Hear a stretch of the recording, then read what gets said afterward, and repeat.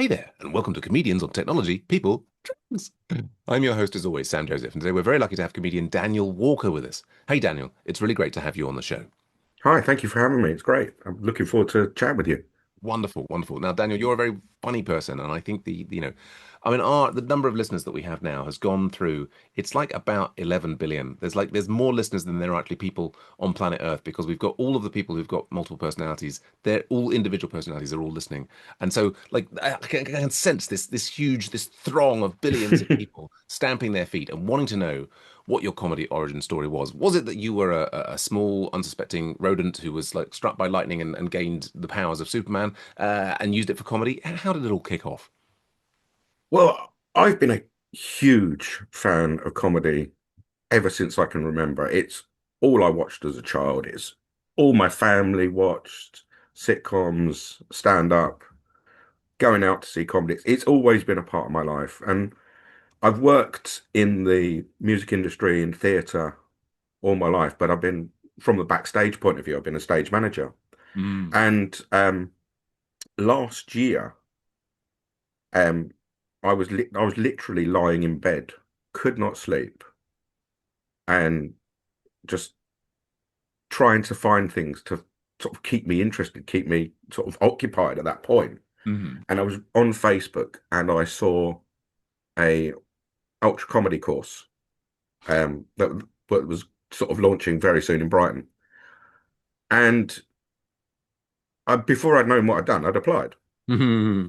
Now I this wasn't the first, like it wasn't like a off the cuff thing as much as I'd always wanted to do a comedy course. Mm.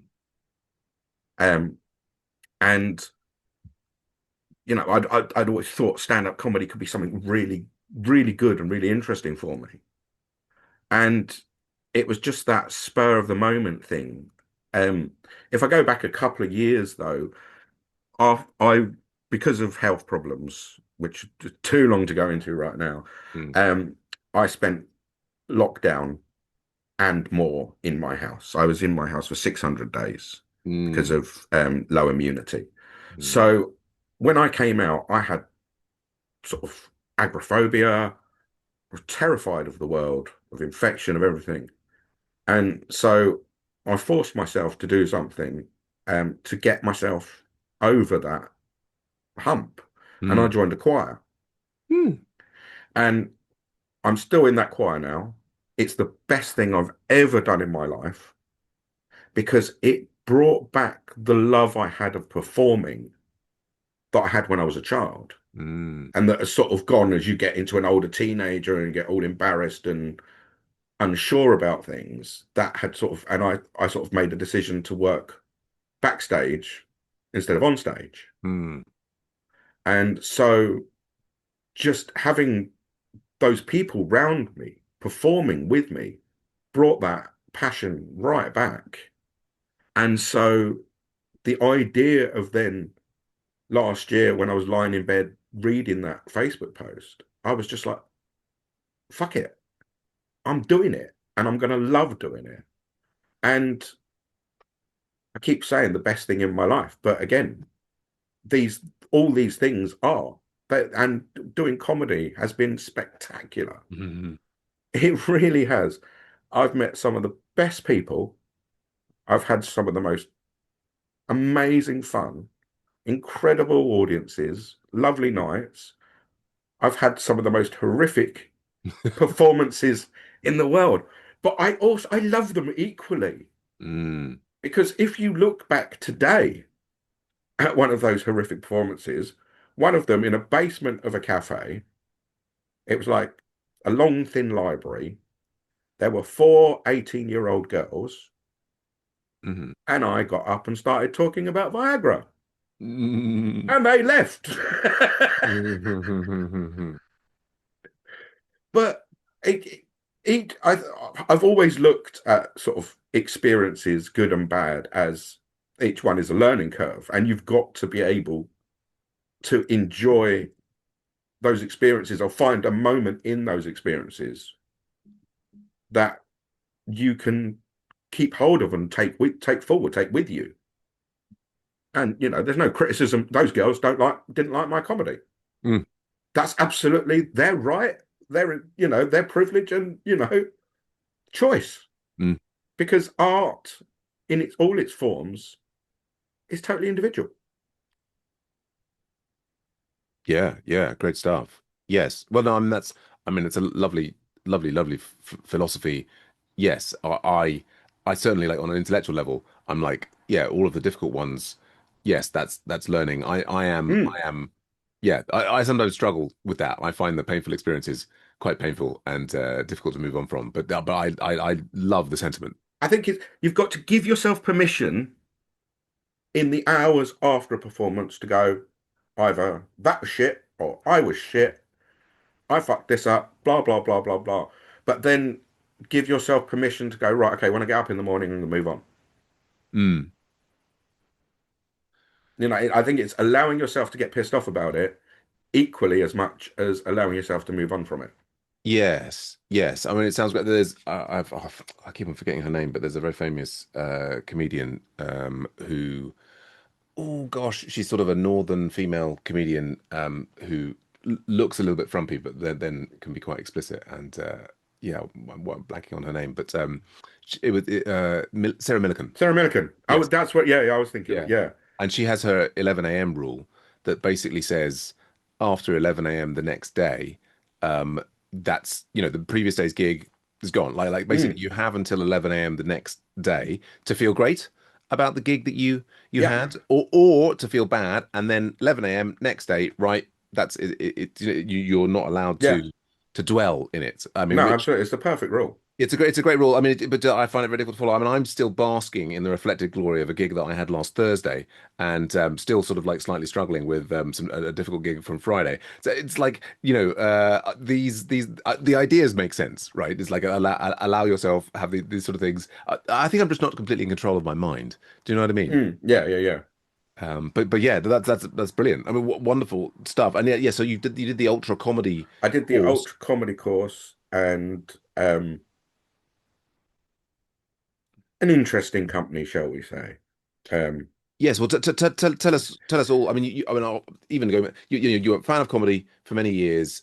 You were sort of tangentially involved with the performance, stage manager, and so on. mhm. But you were like, you kind of, I want to do it someday, and Yeah, then go on. it was a passion that needed to be let out um, and I'd signed up for the ultra comedy course, started it. There was some logistical issues and stuff with it, and maybe not necessarily the best organized in companies. Hmm.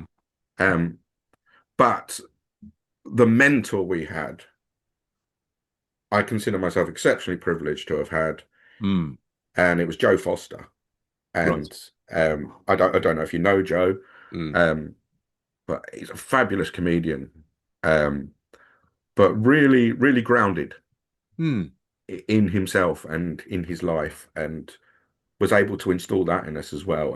And yeah, and just was very gentle in his teaching practice as well. Let us explore what we considered was comedy, hmm. and then going, mm, you know, there was no, he didn't go, no, that's shit. It was like, try it this way. Mm, Very much leading and instructing us in that sort of in that way. And it was great. It was great fun. It was a what was it, 8 or 10 week course. And hmm. then we had a performance at the end of it, which was probably one of the longest comedy gigs I've ever been to in my freaking life. Because there was Mm, 18 people. No one had like idea about keeping time or mm, anything like that. So everyone was like doing fives that turned into nines. mm. They just waffled. And yeah, I was the last on. So 3 hours later. You were the headliner. Yeah. I definitely don't call it the headline spot, have I? Mm-hmm. But no, it was so great. And then Brighton's comedy scene in from the open mic, the new acts, new material nights, and all that, Mm, so welcoming. wonderful. It's really, excuse me. Um, and that when you sort of get in them, even on the first gig, there was, there was comedians chatting with me, um, and giving advice and how did you enjoy it, and such positive people to be around, role models as well, Mm, mm, which is just absolutely lovely. I think Brighton is very lucky in the town it is because we've got a bit of everything and a mm, little bit more. mm, And that just makes just this hodgepodge of people and places and cultures and everything just makes it pure for comedy. It's mm. brilliant. Yeah, no, I really enjoyed doing the well to 2 years now in a row doing the Brighton Fringe Festival. Yeah, it's fantastic. Mm, Well, I'm it like that. So we've spoken to, coming up for 65 different comedians now, and many of them have done courses, not all of them. It's a common routine. The and I guess for you, it wasn't, I guess, like a complicated decision-making process. You were looking for something like that. I mean, you mentioned also the choir. I mean, mm. I've not sung in a choir, but my uncle and aunt, they're really into that, and I think there's something about that sort of collaborative performance and so on. Like, it's just really fantastic for your It mental it health it and it social is. stuff. Yeah, go on. The collaborative side of it is absolutely brilliant, but it's not just that, it's the opportunities that it's built for me. Like we're Hmm. not a classical, music choir. We're a Mm. musical theatre choir. Oh yeah. And we're really starting to get a name for ourselves now. Mm. And we're, we're called City of Stars Hmm. Musical Theatre Choir. Mm. We've got 4 different choirs across Brighton and Hove. Mm. Um, we were um, in Allegra at the Theatre Royal earlier on this year with Maureen Lipman. Mm. We were in the Marks and Spencer's Christmas ad,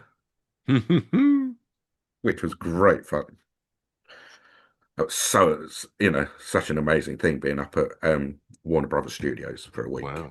That was, seeing how all that sort of stuff goes together, Mm. all because everything's just built out of wood and it's just painted to look real. Hmm. And just the skill behind all of that is just unbelievable. Mm. So yeah, it and just like the collaborative experience that you get from working with other performers, and a choir that's what a choir is built for. Mm. But you know, talking about comedy, Yeah. I've really felt that in the comedy circuit in Brighton as well. Mm.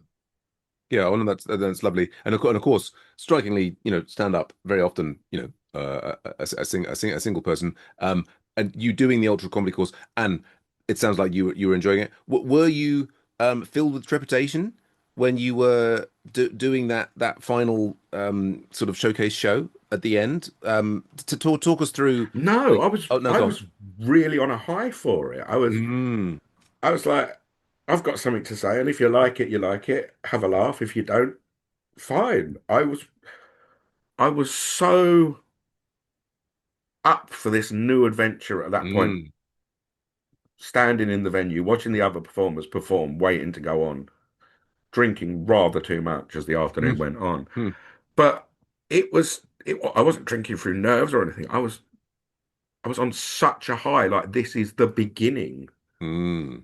of something extraordinary. Right, right, yeah. So And you I'm were, oh, go and I'm still there. I'm still at the beginning on. now.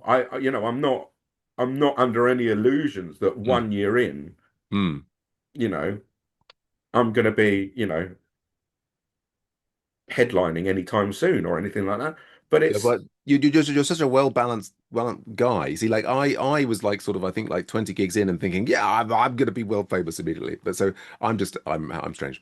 But yeah, no, but you were really up for it. And then when you did it and I assume it went reasonably well. What can you tell us about the feelings? And obviously you're still on a high now, but mm, I presume it went well. And can you describe the feeling of doing the stand-up comedy and how it was different to, for example, a choir performance, and like how you felt after? Like, it's go on. that is really interesting. It it is such a different thing in not just because of what you're doing, but it's like you've got to. It's like comedy Daniel on stage and musical theatre Daniel Mm, are the same, but also different. They're not, the entities use different energy. mm, And it's absolutely fascinating. It really is. Because when I'm singing, I'm drawing energy from the music or the other singers. mm, But when you're performing as a comedian, that energy is coming from the audience that are there to see you and that have paid. hmm So it's like you're giving more to an audience when you're doing stand up in some ways. mm, There's no shield. There's no mm, there's no protect. It's just you and them. They're taking off you, you're taking off them. It's a circular thing. And if it works, it's the most golden thing in the world. mm. Yeah, indeed so. There's when it goes well, there is something. Yeah, yeah, and I mean, I used to do theatre back in the day, and Mm, I often said, I mean, whether how true this is, but like, there's a big difference between just when you're watching a film. Um, I think I've said it on the podcast before.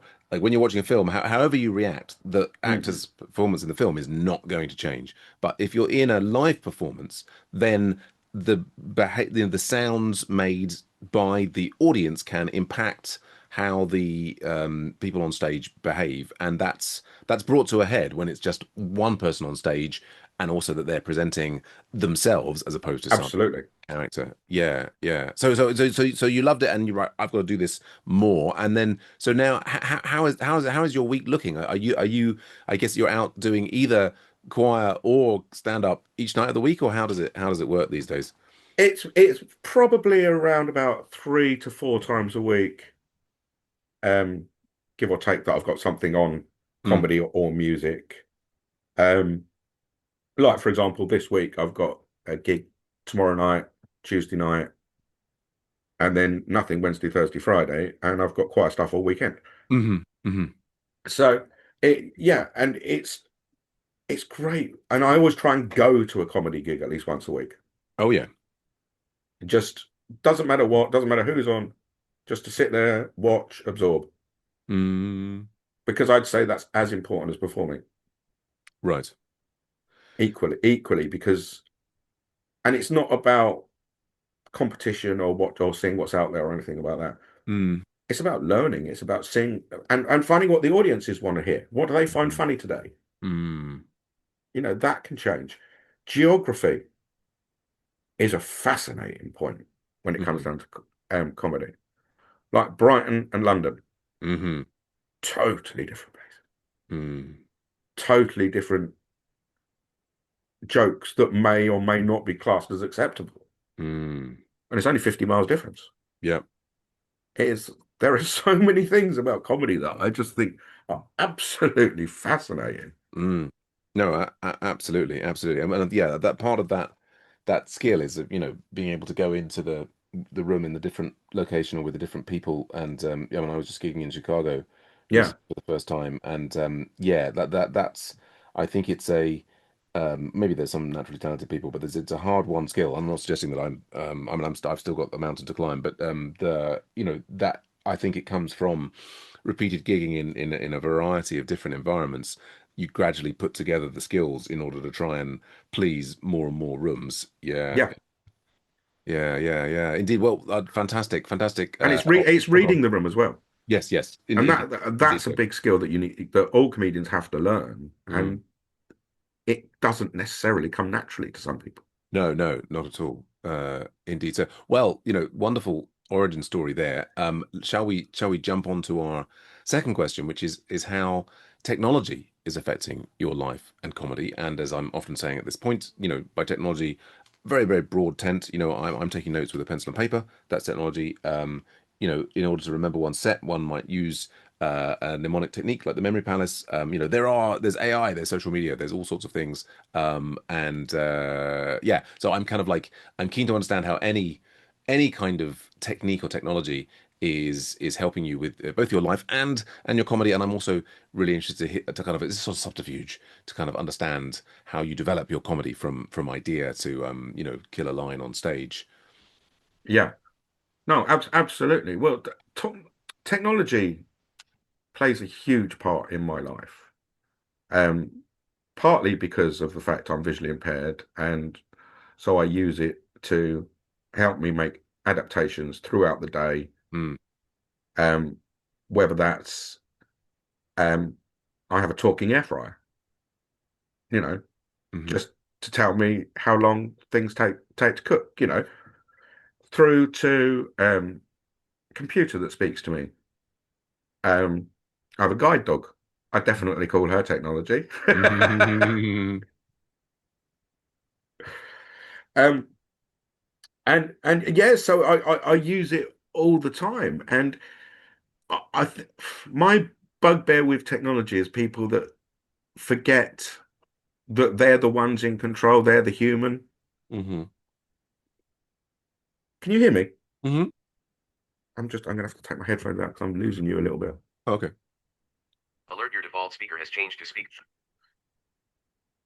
Ooh, Me? sounds like technology in play. Yeah, exactly. Going bloody wrong.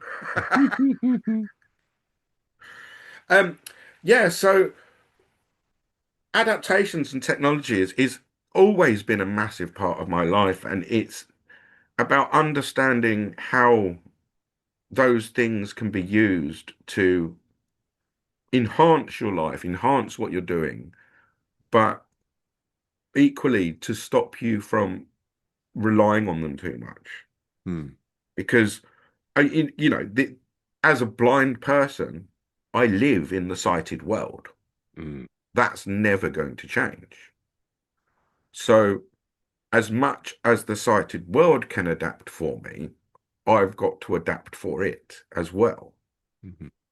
So, I think it's it's such a difficult thing to sort of put into words, really. How um, just like having a computer that talks to you.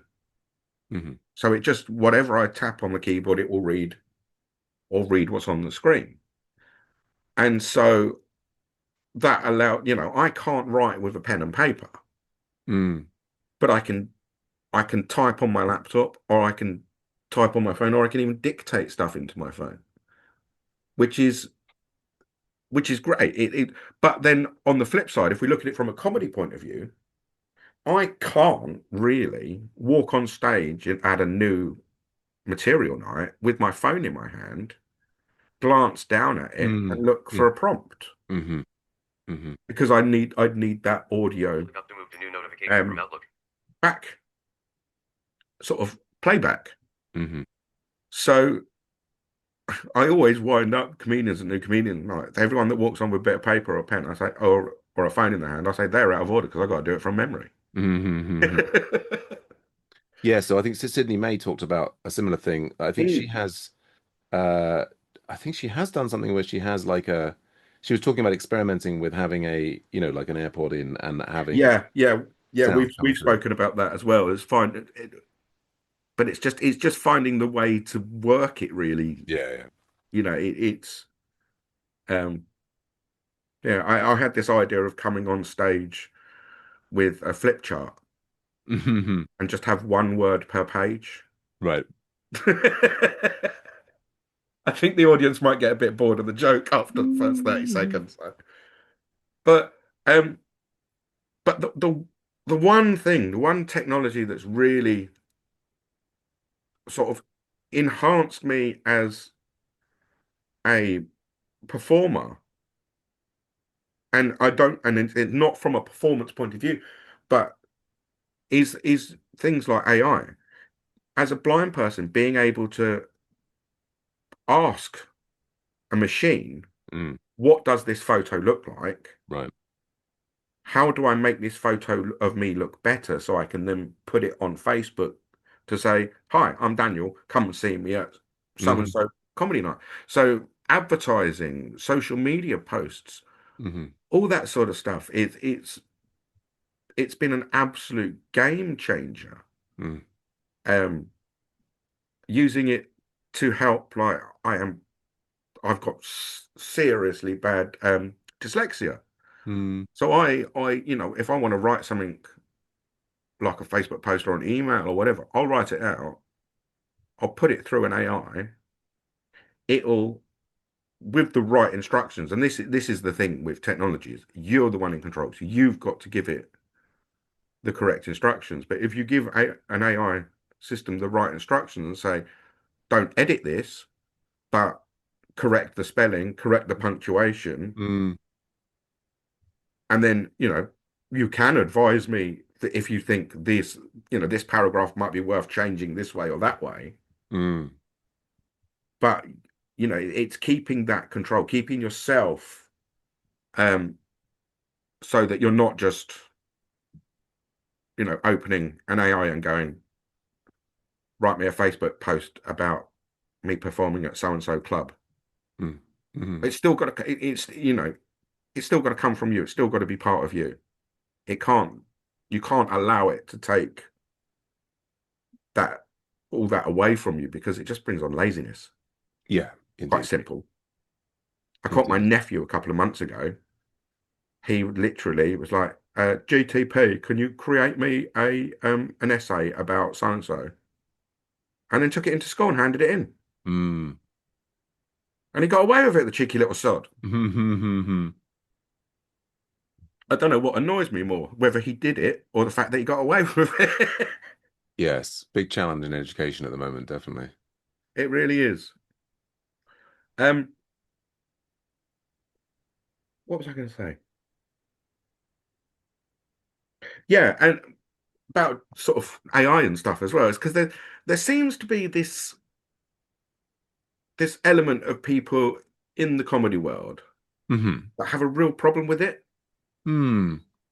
And I just like I've seen people posts and stuff like that. It's like, oh, why is people using AI? And I never like message back on those sort of reply. I never reply or anything silly like that. Hmm. But I'm just like, why do you care? Hmm. Seriously, there's more important things. And the price of milk is going through the roof, and you're bothered about what a picture looks like. Hmm.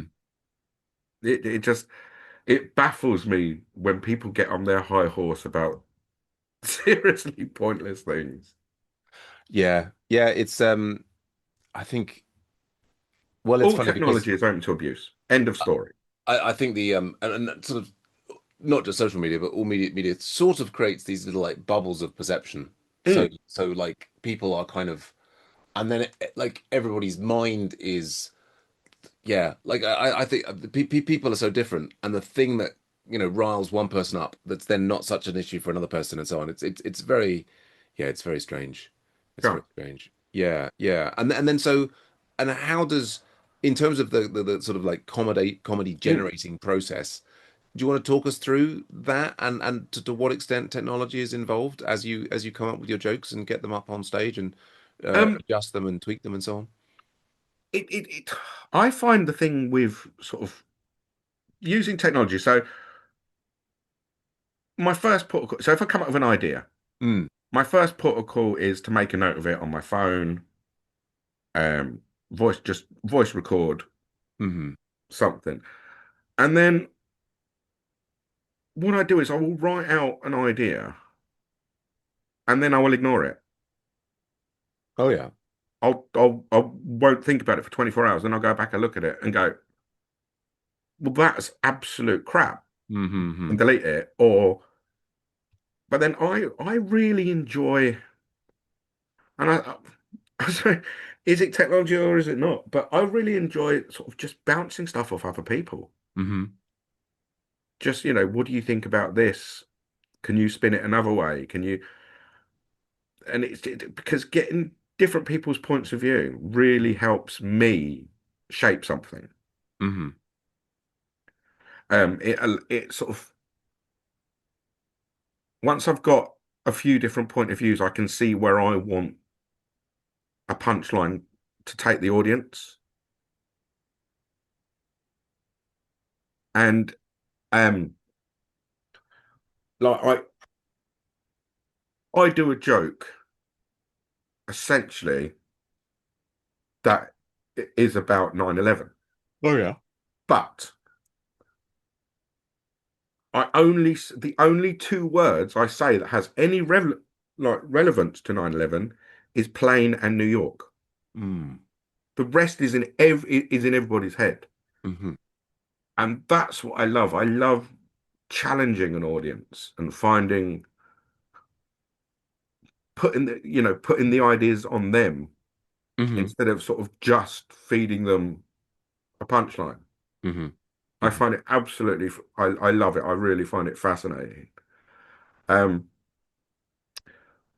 and just, I suppose the thing is as well, being visually impaired and using these like softwares that speaks to you, Uh-huh. it is quite handy because it's having another voice actually speaking back those words. Whereas, like, if you write a note down on your piece of paper right now, you're not here. You're reading it back, but it's coming back in your voice. Oh yeah. You see what I mean? Because it's in your Yeah. head. Yeah. But that external Mm. software gives an extra distance, Right. so you can sort of look at it as if you're listening to a comedian. Mm. And so I find playing stuff back really, really helpful as well. Yeah, fascinating. That's a really interesting tip, I think, and in principle we could all use. But yeah, good stuff. And then so having tried something out on stage, are you regularly recording and then listening back, or to take us further along I into don't. the life of the joke? So I've got a really good memory. So I don't record myself as much as I probably should. Mm. Um, if anywhere's recording video, I always take a copy of the video and stuff like that. Uh-huh. Um, but I like like if I did a gig tonight and it was recorded, I wouldn't watch it back for a couple of days. Mm-hmm. So I'm always trying to watch things with a fresh eye. Mm. Um, and then just when I'm sort of perfecting a joke, it's just gig by gig. I will change a word, move a word round. Um, there's a joke I do about pouncing a cigarette off Kevin Spacey, Mm-hmm. and it's a totally true story. And I end the joke by saying, if we'd known then what I know now, I wouldn't have asked for a fag. Mm-hmm. And it got titters, but it didn't feel right. The end of the joke, just using the word fag at the end, wasn't the right word. Mm-hmm. And so I just one night, I didn't even know I was going to do it. I I just changed the joke, and I said, instead of if I'd known then what I know now, I wouldn't have asked for a fag. I said I would have asked for a cigarette, and the crowd went absolutely balmy. Mm-hmm. And there's no, I haven't the joke hasn't changed at all. Mm-hmm.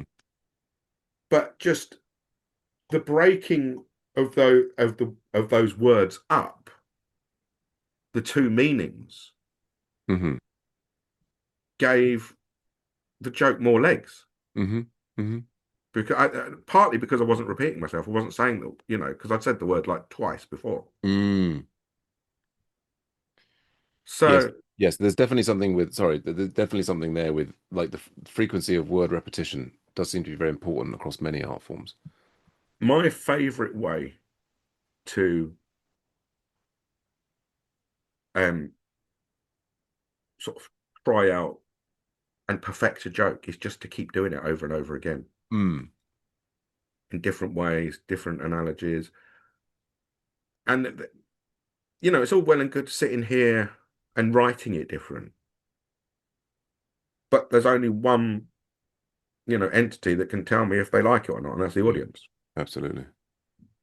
So yeah, I'm quite happy, you know, doing the same joke over and over again until I Mm, get it right. mm. Yeah, I mean, it's something I've struggled with in terms of like, I really love just improvising stuff in the moment. But I've also realized that there's like, I think in terms of comedy, you can only get so far with that, or at least certainly like with my level of ability. Mm, And it's, I mean, I on the watching things back, I had been absolutely, I enjoy, as we talked about on the show many times before, I so enjoy watching myself back that like I would instantly watch myself back, like as soon as I got out of the gig mm, for many years, and if I had somehow failed to get a recording, I would be disconsolate for some time. mm, Um, and but just recently, I mean, partly I guess it's an uptick in how much I'm doing. I've start like I mean the gig on Friday, I could have watched back afterwards, but I'm actually starting to be. I probably will watch it back. I mean, I was emceeing, so there's quite a lot of material. I probably will watch it back at some point. But yeah, I'm getting into a new phase where I'm less excited to watch myself back. At the same time, I've kind of moved into a new zone where I'm doing much more consistent material and much less improvising. And I think mm. I mean, the thing that I struggled with doing the same material over again is that I would get really bored of my stuff. I'm doing like an Edinburgh show this year, and I'm being quite careful actually with the frequency with which I look at that material because certainly with that show, there is that danger. Yeah, But I've now got kind of like a new set that I'm excited about. Maybe the gloss will wear off that, but I think I've managed to find a kind of stage persona that I really enjoy. Like, even though I'm doing the same joke, it's so enjoyable doing that joke with that yeah, leaning into that kind of personality that yeah, I don't know. I feel like my trajectory for the next couple of years will be very much on sticking to the same thing over and over again. yeah, absolutely. And it's like I'm not great at improvising and coming up with stuff at the top off the top of my head. It's a skill I need to desperately learn, and I'm working on it. So I always find my better gigs are always when I can walk on stage and riff something that the MC or a previous actor Mm, said. hmm It hmm gives me a spark to get going. Yeah, yeah. No, that is nice when that happens. Brilliant, brilliant, brilliant. Yeah. Sorry, it's just reminding myself. I went on stage after a friend of mine the other week, and I literally her last joke. She was talking about the game Frogger, Mm, and I walked on stage and I just went, "What the fuck is Frogger?" And because I meant it genuinely, I had no idea what this sodding mm, game was. And the audience were just like, they just found it hilarious that a mm, blind man's asking what Frogger is. mm, And that, you know, and when you get that spark at the beginning, it just it makes things go so much better, and they just feel amazing gigs. mm. They Oh, yeah, really do. absolutely. There's definitely something about being in the room. Yeah. The kind of because everybody knows how Netflix works, and you can have the same thing over and over again. But then, like, if you've bothered to go out to somewhere and then someone's doing something that's like specific to the room, always seems to get the biggest laugh. Yeah, when you're absorbed in the whole place, the audience, the other comedians, whatever it is you're doing, and they just become a dream evening, don't they? They really do. Yeah. No, absolutely, absolutely. Well, fantastic. Well, let's move ourselves on to our next question, which is which people have had the biggest impact on your life and comedy? And often we find that some names will have already come up during the first two questions, but Hmm. this is a chance to shout out anybody from your friends and family, from the circuit, from comedians that you admire from afar, other mentors, teachers, anybody else who've really changed the course of your life or your comedy. Okay, it'll take me about 6 years to go through the list. Hmm I I'm so I'm so lucky in my life that I've been privileged to not just have an amazing family, which I have. They are fantastic. I've had horrible health problems, Mm. was born visually impaired, blah blah blah blah blah. And they were always loving and caring and kind and supportive, but they never wrapped me up in cotton wool. I went to a boarding school for the blind, like weekly boarding. But Mm. when I came home on a Friday afternoon, I was no different to my brother and sister. Mm. And that, you know, you can't ask for a better way to have the mindset set in your life Mm. than just, even though there are problems, disabilities, issues, whatever you want to call them, that you're the same, that we're Mm. all equal. Mm. And so, I can't praise my parents and be grateful to them high enough, to be Mm. quite frank. Wonderful. They are the most amazing people. My dad can get right up my nose sometimes, Mm. but I love I, him to bits. I think my son knows how you feel.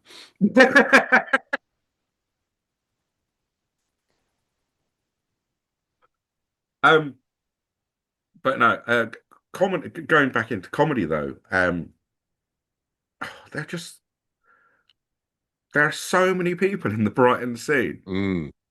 who are just wonderful comedians, but just amazing people. Mm. Like we've spoken about Sydney May. Yes. Um, she's so funny. She's lovely. Wonderful.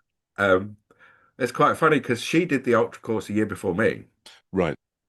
and um, so I'm there doing my ultra course. I come to one evening, come along, and I was like, I've got this brilliant idea. Oh, it's fantastic. I'm going to walk on stage. I'm going to take the mic. I'm going to face the back of the stage, Mm-hmm. and then I do it. And then one of the other comedians comes up, taps me on the shoulder. Like, Sydney May won a competition doing that a couple of months ago. I was like, oh, fuck. And genuinely, absolutely, hand on heart, I'd never seen anyone do it.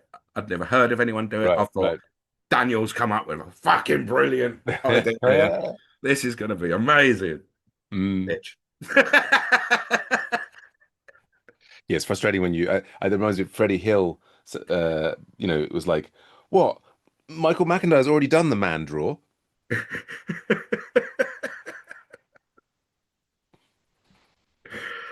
Oh, but she has been such an inspiration to me. Mm. Just her just get up and go attitude Yeah.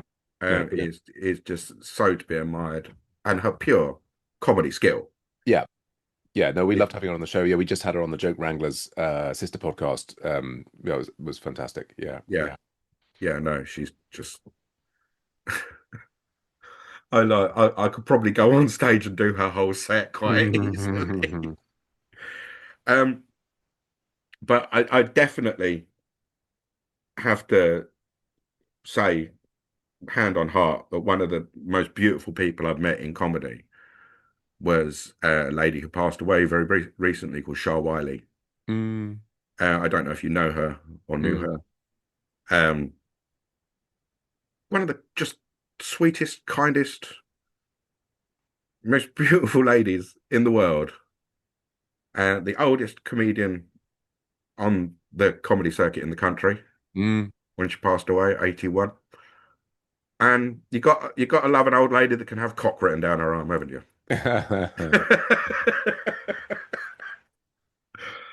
So she again was an absolute inspiration, and Mm. it was always a privilege to sort of see her around, perform with her.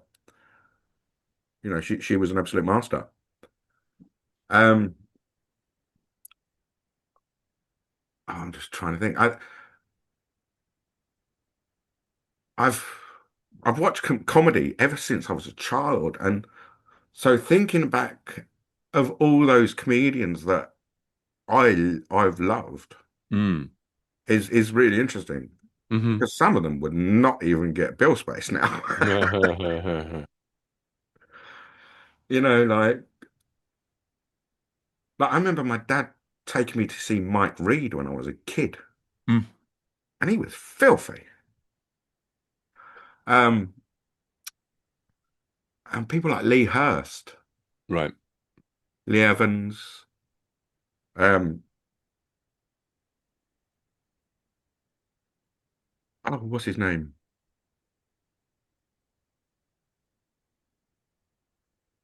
Oh God. Mm. God is a great comedian. I mean, he, Oh, you know, God's hilarious. Have you God's read got his the, book? oh, man, what a sting in the tail. Who saw that guy resurrecting himself? That was,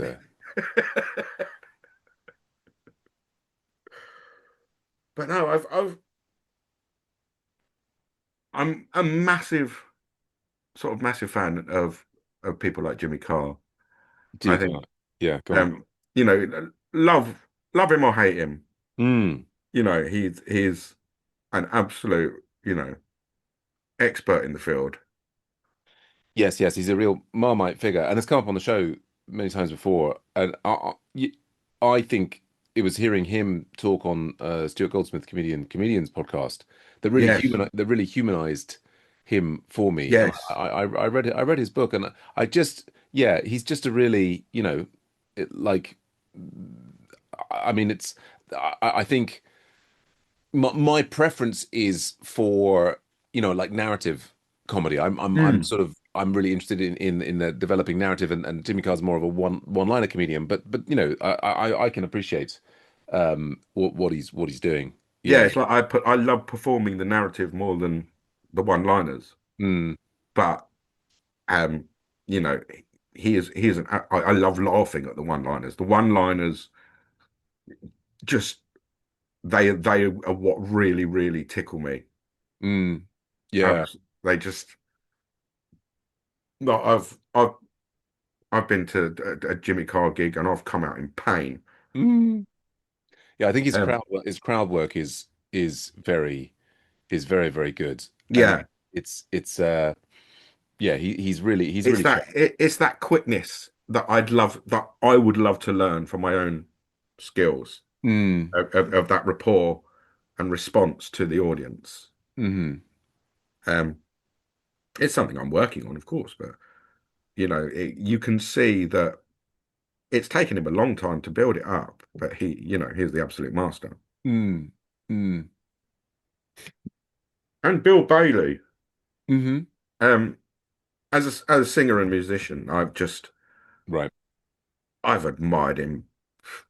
He's been around forever. Mm, I remember him on Nevermind the Buzzcocks when I was yeah. a kid, and he is just he's just such an inspiration, such genius of a wordsmith hmm because he never dumbs down what he's got to say. Yeah, I've always enjoyed him on panel shows. I'm not familiar with his work actually so much. Yeah. Have you never watched any of his stand-ups? I don't know that I have. No. It's definitely I can definitely recommend it. It's it's not how can I describe it? It's intelligent comedy, and I don't mean any disrespect to anyone by saying that, Mm. but um, his observations are very sort of tenuously linked in some Mm, ways. mm, Um, but if you're a fan of music as well as comedy, it is mm, something to watch because you're not just watching the pure skill of a musician mm, or a comedian. You're just watching he learns something like a new instrument every 3 months. mm, And so it's just watching someone who has the purest passion for what he does mm. because it is his life. And I think that's the real key thing about him. Right. Who he is on stage is who he is when he's out. He loves his nature, doesn't he? And Yeah. the same man is doing everything. Yeah. Yeah. Well, it's and you're exciting me about the idea of what he's doing. I guess there's an extent to which I sort of, with not much musical talent myself, I sort of like skew away from musical comedy. I'm often looking for like just pure words. But Mm. you're exciting me about getting into Bill Bailey.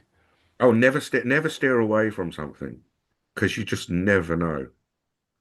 Like if you don't think you like something, force yourself to go and watch it Mm, because sometimes you'll absolutely have your mind blown. But I am not a fan of horror at all. mm, But I went to see The Exorcist on stage mm, and it blew my mind. mm, Absolutely, it phenomenal, absolutely phenomenal piece of theatre. It really was. mm, And I wouldn't have gone. I wouldn't have bought a ticket to that at all. Just mm, not my thing. But mm, someone bought me a ticket and was like, "Come with me." So I did. mm, And just pushing yourself out of the comfort zone. mm, Everyone says it. Everyone needs to do mm. it. Yeah, well, indeed so, indeed so. Um, yeah, well, and I obviously, we haven't necessarily got the full 6 years for the entire list. Anybody else that you want to shout out before we move on to our fourth and penultimate question? Um, I think the last person I would like to shout out to is my granddad. Mm, Is one of the biggest inspirations in my life. He passed away in January mm, 93, I think he was. mm, And it's such a strange thing because most people lose their grandparents at a sort of a younger age. mm, And to have him there as that constant, he was the sort of the head of the family. right. And, his goal in life was to make sure that everyone was all right. Mm, That was his only sort of his interest was making sure that his family were loved and cared for. And he's the biggest inspiration I draw anything from. He's the you know if at the end of my life someone said who do you want to have been, and I want to be like him. brilliant. Yeah, fantastic, fantastic. Well, let's take that beautiful note and use it to sort of like toboggan into our penultimate question, which is how do drugs affect your perception of reality? And as I try and always say at this point in the show, by drugs, I I mean broad terms, like it's like but people think, oh well, that must mean illegal psychotropic drugs, but in America they sell drugs, like there's prescription drugs, there's alcohol and caffeine and Yeah, ADHD well, medication. if I didn't take drugs every day, I'd be dead. Well, we'll hear all about that. And I'll just say to the listeners, all 11 billion of them, do be careful out there. Just because, we on this show talk about having had some experience with some substance doesn't mean that you'll have the same experience. Please be No, careful out there. There's lots of, who knows what's going on. Just, do get medical advice if you're unsure and do be careful out there. But yes, absolutely. so I'm interested in all kinds of substances, how you use them, whether, required, optional, recreational, and how, if at all, they affect your perception of reality. That's a really interesting question. Um, when I sort of when you sent me the questions and I read that one, I wasn't sure sort of how to answer it really because it's such a difficult thing because like as I said, I take medication. Hmm. Let's separate separate drugs from drugs. Um, and I take 30 tablets a day, Right. and they unfortunately have a lot of sort of unintentional side effects, as Mm, most drugs do. hmm. And that is probably has the biggest impact on my day-to-day life. Mm, I don't know how I'm going to feel day to day, hmm. and um, and with having health problems like having a reduced immune system because I've had a kidney transplant, Hmm. I get any bug that's going around. Mm, So the biggest thing that sort of that impacts me from taking drugs is that I take those drugs to destroy my immune system, Mm. So it's like if if I have to like cancel a gig because I'm not well, I Hmm. feel guilty in a sense because it's like if I didn't take those drugs, I wouldn't be ill, and then I could go to the gig. Mm. But if I didn't take those drugs, the kidney wouldn't work, and Mm. I'd be much more ill than I am right now, or Yeah. not here, you know. So it's such a double-edged sword Hmm. when it comes to sort of those sort of things. Yeah. And it's sort of my perception of reality from it is that you're damned if you do and damned if you don't, Mm. really. That's the reality of of drugs from a medication point of view. Mm. Um, I've always found um like I've never had a problem with people doing recreational drugs. Hmm. If you know, if some what people want to do in their own lives with their own body is their absolute choice, and it's I've never been uncomfortable with that happening around me either. Hmm. I always am a little bit edgy if there's anybody with cocaine around my guide dog, and I will tell Mm. them to fuck off. Hmm. But that's because I'm protecting her, not because I give a shit what they do to themselves. Right. Um,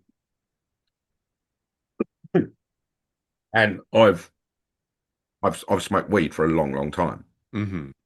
Um, given up now, but um, that it and it was just it was a normality for me, really, Mm. in a strange way. It was part of the environment I sort of lived and worked in, and Hmm. it was just it never seemed to be a bad thing. Hmm. But on the flip side of that, that was that you know everybody knew, you know, if you're doing something wrong and you get caught, then so be it. Hmm.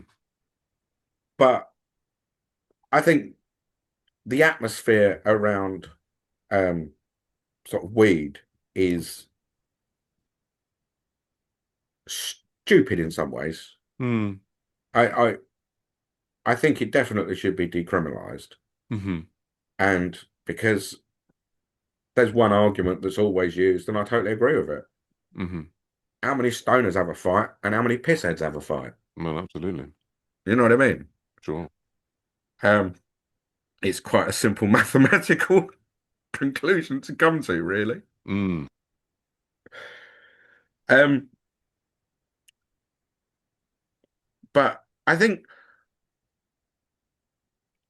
because of those sort of those feelings and the way I look at life and the way I look at experiences is I'm open. I find anything fascinating. So I like I've I think the best way to describe what I'm trying to say is that I've always, as a visually impaired person with Hmm. very little sight, I've always found hallucinogens a fascinating drug. Mm. Now, start that with I've never ever taken them, and Hmm. I wouldn't because I'm more interested in protecting my kidney transplant Sure. than an experiment. Sure. But you hear on like all the different experiences of people who've taken hallucinogens, and I just want to know what do they do to someone with a visual impairment, Mm. and how is that manifested, if at all? Mm. So I find that absolutely fascinating. Mm. And, you know, I would, if I could do it in a medical controlled environment, I would. Mm. Yeah, amazing, amazing question. And forgive me, and feel free not to answer if you prefer not to. I'm just interested in the kidney transplant. Is that then? now the sort of immunosuppression that just has to go on indefinitely. Yes, it does. Yeah, no, no. Feel free to ask anything. I'm totally open. So, a kidney transplant is not a cure; it's a Mm-hmm. treatment Mm-hmm. to a condition. So, both my kidneys died because I have a genetic condition which caused part of the kidneys not to develop as it should have done Mm-hmm. at birth. So, by the time I was 18, Mm-hmm. they didn't work at all. All right. Um, so having a kidney transplant, so you're born with two kidneys, you Mm-hmm. can live with one. Mm-hmm. So then they can transplant one out of someone, put it in another person. Mm-hmm. But then you are never going to get that kidney at 100%. Mm-hmm. You have to take medication to stop your body destroying that kidney. That's what the immunosuppressants do.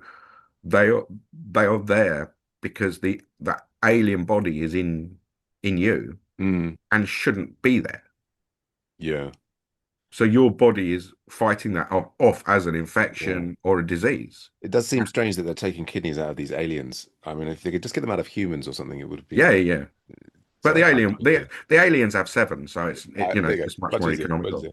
Indeed, as you say, I mean, this is this the body doesn't recognize even though the kidney is there to It help, doesn't it no, doesn't it doesn't at a recognize a kidney molecular as a kidney. level, No, it doesn't not at all. recognize that.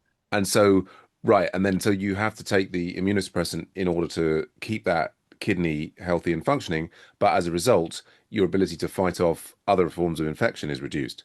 Yeah, practically. Yeah, yeah. Yeah. My immune system is practically at zero. Mm, yeah, So sounds very challenging, as you yeah, it say. was, and that's why COVID was deadly. Mm, mm, And I got a phone call from my doctor a week before Boris Johnson went on telly and told the whole country to go into lockdown that March. Was it March the 10th? Something like that yeah, in 2020. give or take. Yeah, yeah. And he called me and he's like, "Don't go out. If you get it, you're gone."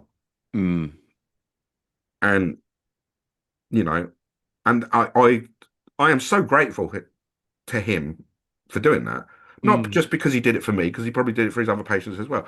sure. But I would rather someone be honest with me, no waffle, do this until I say do that, Hmm. Hmm. and you'll be safe. Hmm. And it was one of the most horrible experiences of my life. Mm, I came out with agoraphobia, fear of the world, mm, but I'm still here. hmm. So I won. Mm. Yeah. Well, you're sounding, and you've got a very, very powerful. I mean, I can imagine you doing choir.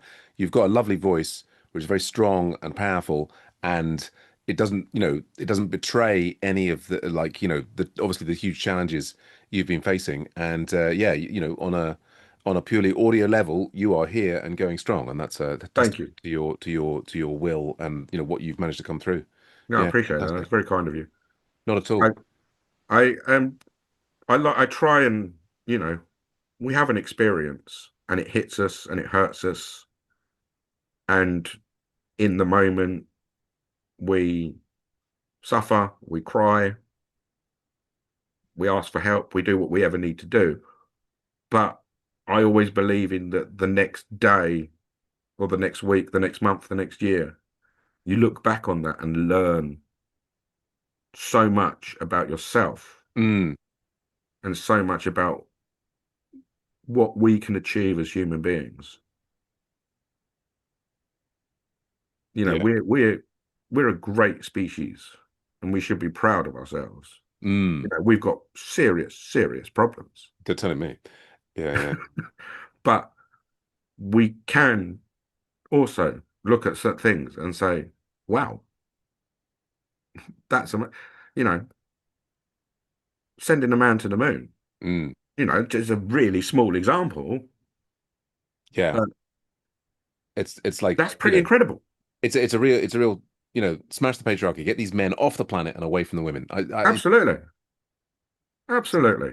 Yeah, yeah. No, I love what you're saying there about learning experiences. I mean, and I think you were talking at the beginning about difficult gigs, good gigs, and just Mm. like learning from all of them, and allowing yourself to move on. And I think this is I mean, it's it's a fantastic approach that I think that can be difficult to emulate, but just because things are difficult doesn't mean we shouldn't try and do them. Yeah, no, Yeah. brilliant, brilliant, brilliant. Well, Daniel, it's lovely talking to you, and I'm tempted to move us into what is now, because we had the penultimate question. This is now the ultimate question of life, the Dun, universe, and dun, dun, everything. dun. What does it all mean? And I mean, people say 42, haha, or or actually, what was it? We recently had. See, I've got the list of people's names. Oh, that's right. Louise Volke, who was saying like, oh, it's the 43. It was an off by one error. Very funny for our our computer science listeners. But yeah, this could be the big question, or it could be the small question. Like some people are like, oh no, it's too big and it's scary. And if you don't want to like try and explain the entire universe to us, that's no problem at all. You could just be telling us what gives your life meaning. I mean, you've already done that, very well throughout the rest of the show. But and some people like we had an Arab comedian who was like, why are you asking this question when there's we've got to deal with Trump, we've got to deal with Palestine, we've got to deal with all these different things. But I'm fascinated about We how nearly did it. We nearly did it. A the whole podcast without saying the T word. um, he gets everywhere. I've got him under my desk at the moment. Um, I'm so surprised that it wasn't me that said it. well, it's funny because I don't know if you know about me is that I don't watch the news, and so I kind of like.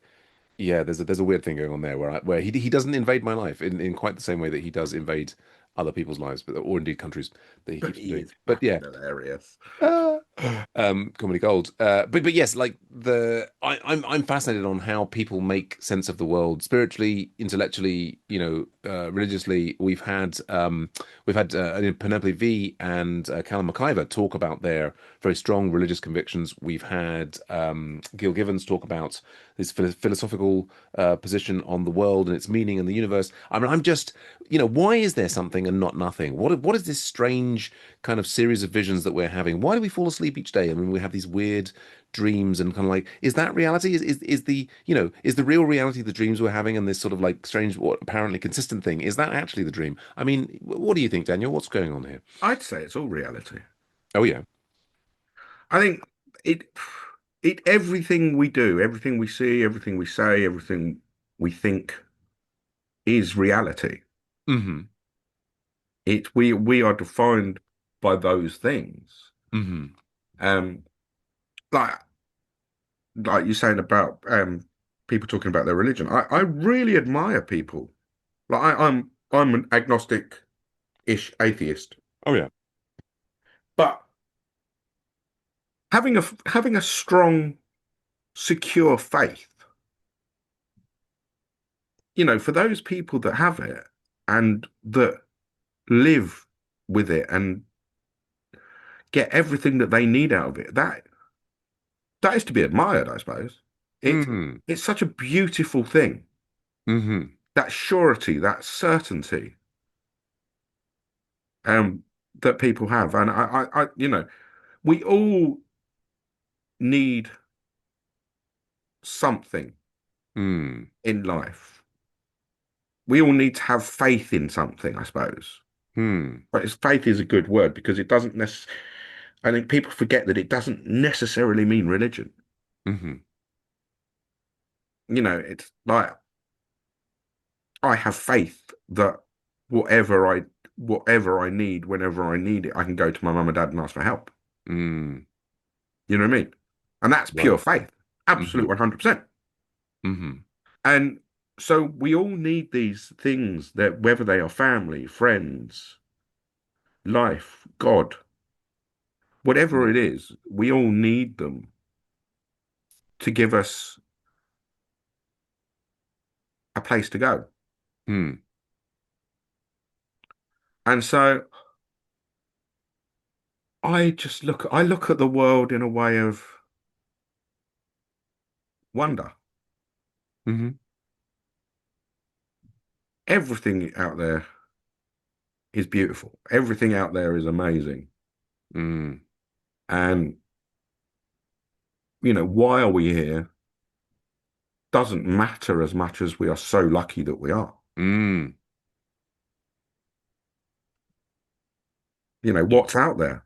I don't know. Will we find out? I don't know. Should we find out? I don't know. But will someone? Probably.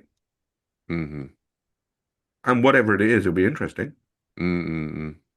You know, is there life in the universe outside of this planet? Mm-hmm. We don't know. But I think it's a little bit arrogant if you move on the side of the no. Mm-hmm. Do you know what I mean? It's, Mm-hmm. you know, is there a galaxy far, far away?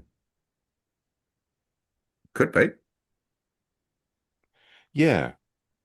I mean, I'm totally with you. I mean, the well, and I absolutely love what you're saying about, the world is full of wonder. I mean, it's an extraordinary thing, and Mm. I love it. And then it's like, independently of why we're here, we are it does, we do appear to be here, and it is extraordinary. It is On a absolutely. completely unrelated topic. Oh, yeah, cool. Have you seen this Chris Packham program, Evolution? No, Oh, I tell me. was watching. It's amazing. You need to watch it. Okay. So they had a whole program about the evolution of the dinosaurs not dinosaurs, dolphins Oh, last yeah, week, yeah, yeah, and it was fascinating. yeah. Like, I Sheep. did not know that a dolphin came from an animal that lived on land and was like a deer. Yeah. You know, Close, yeah, close to a that sheep. is incredible. Yeah, no, it is. Yes, yes. I mean the and I mean I think it was what was really interesting actually is also the animal that it came from is in the Mm, sheep family. yes, And I was in the Lake District. This is a couple of years ago. Having a close encounter with some sheep, and I was looking close at the sheep, and I was like, they do look a bit like dolphins. you can get it. Yeah, I can like the eyes are yeah, sort of you on the could side of the just head, sort. Yeah, and oh, okay. If you spent enough time, in a lake, yeah, yeah, yeah, it's but fascinating. what's the amazing bit there is it's not that they do, but it's that minute of realization, that second when you look down at that sheep and went, "Oh yeah, I get it." Yeah, no, That's the amazing thing, isn't it? I mean, That's the wonder. the difficult is getting consent, but that's another story.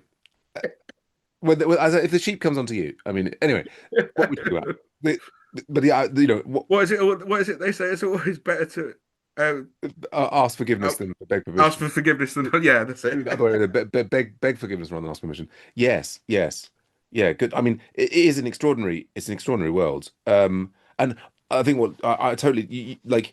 It would seem strange to me, as it is to you, I think, to say, "Oh, there's no life out there," you know. Mm, And I guess what also seems strange to me to like, I mean, or at least to me, like with like alien life, to me, the same with God.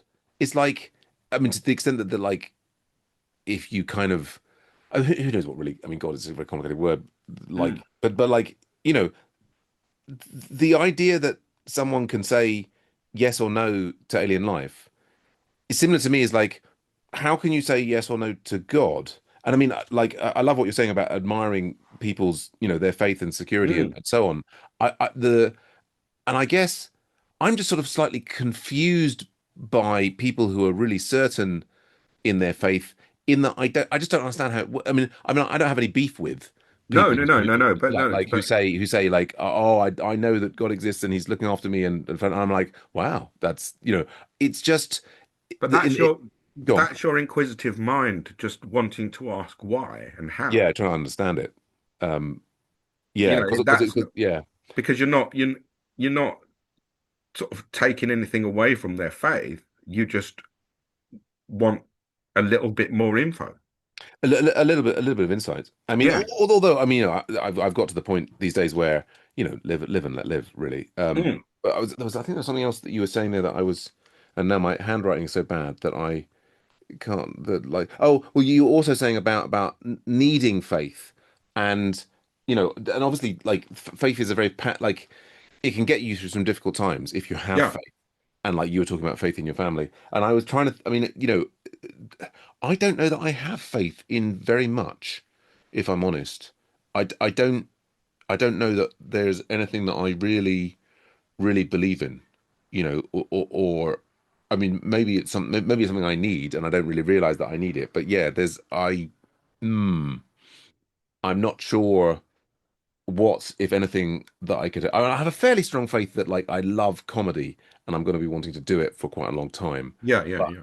but I mean, I also there was for a long time I was doing what was it? I was like an FA uh, youth coach, and like for a good 5 years I was like running kids Mm. youth football things until it just got too much and I had to stop.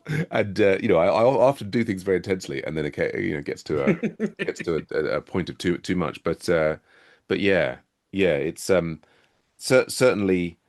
I guess it sounds like having faith um, is a good way of maybe paying down anxiety in some areas, should we say?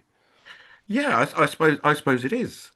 And but it can be faith in the absolute smallest thing. Mm, Just, you know, maybe faith is the wrong word. Maybe certainty is more of a better word in some ways. mm, Um, but I'd say they're incredibly closely linked. mm. And what are some of the small things that you have faith or certainty in? That that I'll walk into a lamppost at least once a week. There you go. Yeah, Um, very good. that my guide dog will eat the cat food as soon as I put it down. Ah, You know, they're they're the definite certainties in life, aren't they? That you're brilliant. going to get screwed over at some point. Yeah, well, death and taxes. Yeah, these are the things, aren't they? It's Yeah, although apparently Prince Charles doesn't he's one of the undead, so he's not going to die. But Oh, really? well, Oh, lucky him. that's a little that's an attempt at a joke on my part. It's like you say death and taxes. Say Prince Charles, he doesn't. People Oh, no, think yeah, of course. Okay, sorry, I'm with you now. no. I mean, I still that joke still needs work. It's like you think he's going to say he doesn't pay taxes, but then you say he's Yeah, a sorry, that one went straight over the top of my head. well, it needs work, like me. But yeah, well, Daniel, it's been an absolutely wonderful conversation, and I think our literal billions of listeners and all of their different personalities are stamping their feet and causing tsunami around the world because they want to know where they can experience your comedy and indeed your singing. In the near future, where should people be going in reality and on the teeming interwebs to find more? Well, you can follow me um at Daniel Walker Comedy on Instagram. You can follow me at Daniel Walker on Facebook. Um, I am performing this week. I'm performing in Brighton at the Secret Comedy Club twice, and tomorrow night for Manic Mug Day, which is the best comedy competition in Brighton on a Mm, Monday. And wonderful. it's so much fun. The comedians love it. You only win a mug, and it's audience sort of cheer response on a broken decibel meter. So yeah, it's the best. It's one of the best gigs in the week. It's so much fun because no one takes anything seriously. Everyone's there to have a good time and take the piss. Um, got lots of gigs coming up over the next few weeks. I'm in London in September. Quite a few gigs. I'm doing the JTT comedy competition. Mm. I'm in Bristol on the 24th of September. But yeah, no, please follow me on Instagram and Facebook. I really appreciate people that follow.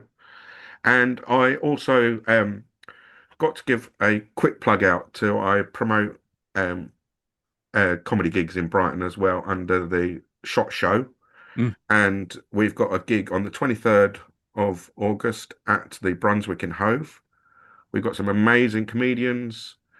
The Shot Show is all about putting comedy, music, and magic together.